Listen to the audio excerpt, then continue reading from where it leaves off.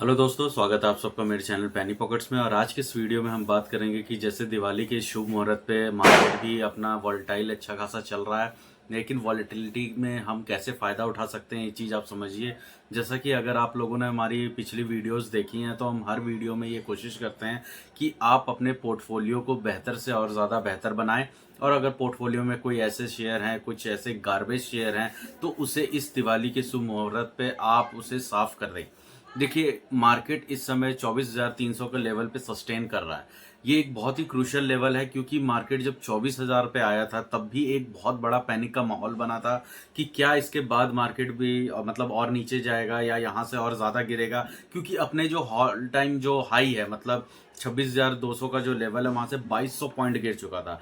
लेकिन ये 2200 पॉइंट हमारे लिए बहुत बड़ा है, लेकिन अगर आप परसेंटेज वाइज देखें तो अपने ऑल टाइम हाई से मार्केट 10% ही गिरा। लेकिन जो आप विदेशों के जितने भी इंडेक्सेस हैं, अगर उससे तुलना करें तो हमारे इंडिया का मार्केट काफी ज्यादा ही कम गिरा है। और ये काफी ज्यादा ही कहते हैं ना, वॉलेटिलिटी में भी काफी कम है, क्योंकि विदेशों के मार्केट में अभी आपको पता है कि अमेरिका के मार्केट के हिसाब से ही हमारा मार्केट ट्रेंड करता है। तो अमेरिका में इलेक्शन का दौर चल रहा है, वहां पे रिसेशन की भी स्थिति बनी थी, जिसकी वजह से मार्केट में गिरावट स्टार्ट हुई। बाकी अगर हम वैसे ग्लोबल तौर पे देखें तो जो वॉर का सिनेरियो एक चल रहा है इसराइल और हमास के बीच में, ये भी दिन पर दिन मतलब कभी बढ़ता है कभी साइलेंट हो जाता है। मतलब ये खुद नहीं चाहते कि वॉर खत्म हो, क्योंकि वॉर के बीच में काफी ग्लोबल जो उठापटक है, इन सब में मार्केट अब धीरे धीरे मजबूती पकड़ता हुआ दिख रहा है। जैसे कि मैं कुछ शेयर्स के बारे में बात करूंगा। IRFC है, PNB है, और आज ही जैसे आपने देखा होगा L&T लार्सन एंड टूब्रो का भी रिजल्ट आया। इन सब ने अपने रिजल्ट्स अच्छे पोस्ट किए हैं, उम्मीद के आसपास ही किए हैं। और जैसे IRFC की हम बात करें तो बहुत सारे आप लोग जो यूजर्स हैं उन्होंने कमेंट किया था कि सर हमने 180, 190, यहाँ तक कि कुछ लोगों ने तो 200 तक के लेवल पे इसे खरीद रखा था, क्योंकि उस समय ऐसे माहौल बन गया था जिसमें लग रहा था कि IRFC 250, 230 तक तो गया ही था, कि 250 और 300 तक भी जा सकता है, क्योंकि आए दिन अपर सर्किट लगना, 10-10% का मूव दिखाना। तो ये तो मतलब एक ट्रैप में आप लोग फंस गए थे, लेकिन वो ट्रैप नहीं था, वो मार्केट कुछ ज्यादा ही बबल के फॉर्म में था, बहुत ज्यादा बुलिश हो गया था।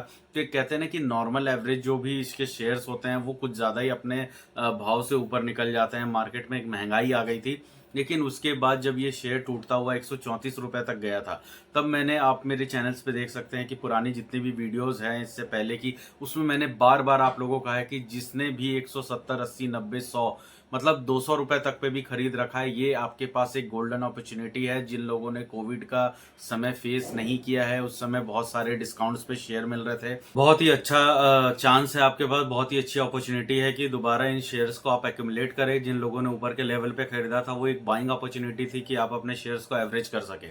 तो वैसे ही IRFC ने भी आपको मौका दिया। और PNB की भी बात करें तो ये 100 रुपए पे ट्रेड कर रहा है इस वक्त। IRFC 158 रुपए पे ट्रेड कर रहा है। ये क्या चीजें हैं, देखिए, जब भी मार्केट में बहुत बड़ा करेक्शन आता है तो प्राइस जो फ्लक्चुएट होते हैं, जो प्राइस में गिरावट होती है, जो डिस्काउंट्स होते हैं, वो उस शेयर के जो जेन्युइन, जो ओरिजिनल दाम होना चाहिए, जिससे वो काफी ज्यादा या तो आगे निकल चुका होता है या फिर कुछ शेयर्स नहीं चले होते हैं। तो मार्केट ऐसे टाइम पे एक शेयर का जो फेयर वैल्यू होता है वहां पे लाके उसे खड़ा करता है। मतलब इतने बड़े गिरावट के बाद जहां निफ्टी, सेंसेक्स ये सब गिर रहे हैं, 10% तक का इंडेक्स में फॉल है, पूरे मार्केट में पैनिक है, हर जगह शेयर्स में आप करेक्शन देख सकते हैं। ऐसे में अगर IRFC 134 का लो लगा के और वहां से 158, 160 तक आज के करंट लेवल पे आप देख सकते हैं जा रहा है, तो मतलब ये है कि जो इसकी फेयर एक वैल्यू है, फेयर एक जो शेयर का अमाउंट होना चाहिए, वो 130 से 150 के बीच में जस्टिफाई कर रहा है। जहां पे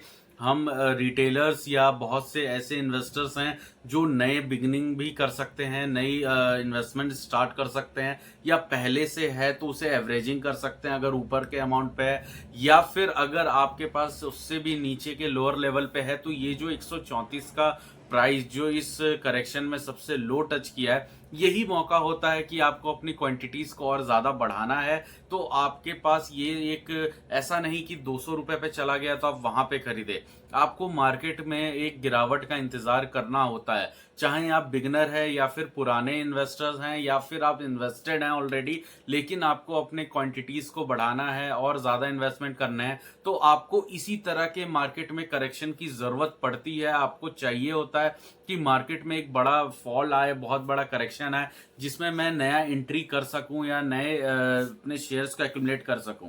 तो ये तो एक काफी अच्छा आपको मौका मिला था, जिसमें 134 के लेवल पे ये आरएफसी आया था, लेकिन आप 150 के आसपास भी इसे और लेते हैं तो ये आपके लिए एक फेयर वैल्यू जस्टिफाई करता है। जैसे कि अगर आईएफसी अभी 160 जा रहा है और आने वाले समय में अगर वापस से 200 रुपए भी जाएगा तो कोई प्रॉब्लम नहीं है उनके लिए, जो इन्वेस्टेड हैं कम रेटों में, या वो लोग जो ऊपर के रेट में ले रखे हैं, अगर उन्हें लॉन्ग टर्म नहीं चलना है तो वो एग्जिट भी कर सकते हैं, अपने ऊपर इसका सारा वैल्यू होता है। लेकिन जिन्हें भी लॉन्ग टर्म में इसे रखना अपने पास, अगले 10 साल का व्यू है, रेलवे को लेकर के काफी ज्यादा आप बुलिश हैं कि रेलवे बहुत ज्यादा ही इंप्रूव करेगा, और जो कि करेगा, क्योंकि और देशों के हिसाब से आप इंडियन रेलवे की अगर तुलना करें तो हमारे पास जो कैपेसिटी है, जो कैपेबिलिटी है और जो इंफ्रास्ट्रक्चर है वो काफी ज्यादा मजबूत है, लेकिन जो डेवलपमेंट रेशियो है वो काफी ज्यादा कम है। देखिए इस बात को समझिए,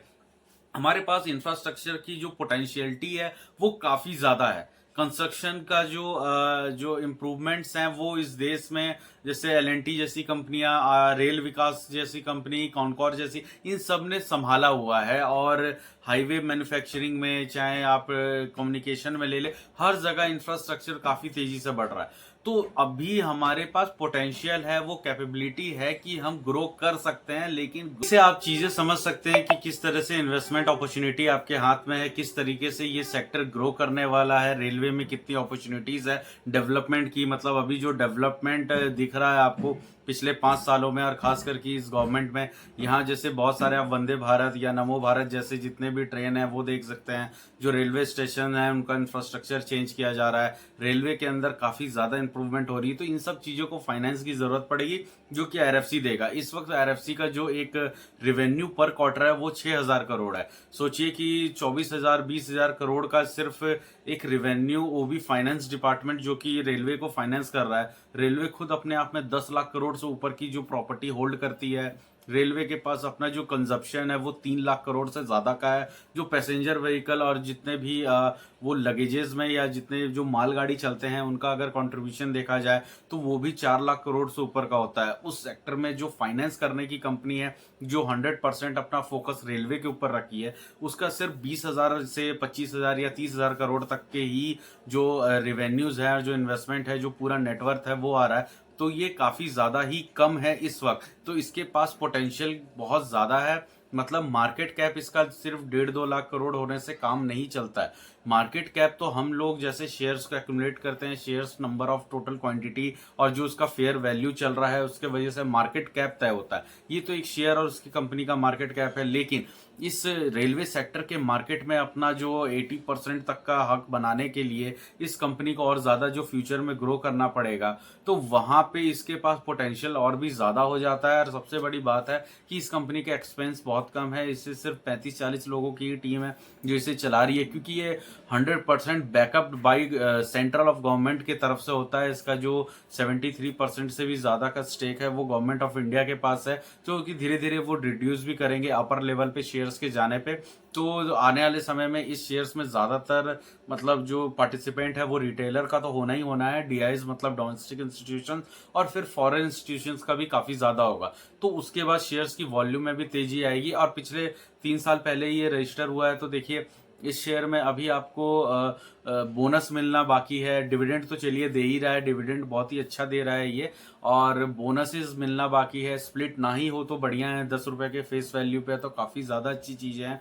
तो आने वाले फ्यूचर में, जैसे अभी 4 साल ही निकला है, तो मे भी और 4 साल कोई बात नहीं, 2030 के आसपास हम देखेंगे। क्योंकि इतने टाइम बाद अगर कोई शेयर लिस्टेड है, रेलवे की है, सरकारी कंपनी है, और 10 साल होने पे भी अगर वो बोनस ना दे, 1:1 का रेशियो ना दे, तो थोड़ा दिक्कत होगा। लेकिन ये जब भी देगा तो उन इन्वेस्टर्स का सोचिए जिन्होंने ज़्यादा अच्छे खासी क्वांटिटी में इसे रखा है, जिन्होंने 10 साल तक इसके डिविडेंड का भी मजा लिया है, प्राइस एप्रिसिएशन होगा उसका एक अलग मज़ा है, और उसके बाद जब बोनस में स्प्लिट होगा तो ये आपको बहुत ज़्यादा बेनिफिट देगा। यही वो कंपनियां होती हैं जिसके बारे में हम मार्केट में सुनते हैं कि अगर आज से 30 साल पहले हमने 10,000 रुपए लगाए होते तो आज 1 करोड़ होता है। ये प्रैक्टिकली देखिए पॉसिबल तब है जब किसी ने इतना बड़ा मतलब होल्ड किया हो। तो होल्ड आप क्वांटिटी एज अ ट्रेड दूसरे पोर्टफोलियो में आप ट्रेड करते रहिए, कुछ क्वांटिटीज लेके लोअर लेवल पे बाई किया, अपर पे शेयर किया, लेकिन एक पोर्टफोलियो हमेशा आपका अलग होना चाहिए जिसमें आपने इन्वेस्टमेंट ही इन्वेस्टमेंट करनी है, आपने खरीदना ही खरीदना है, चाहे 5 की क्वांटिटी ले या 50 के ले या 500 के लिए एज पर द कैपेबिलिटी। लेकिन वो एक ऐसा पोर्टफोलियो होना चाहिए जिसमें एक बार आपने इन्वेस्टमेंट किया तो वो फ्यूचर के लिए होना चाहिए। तो दोस्तों इस वीडियो में यही, और मिलते हैं अगले वीडियो में। Thank you.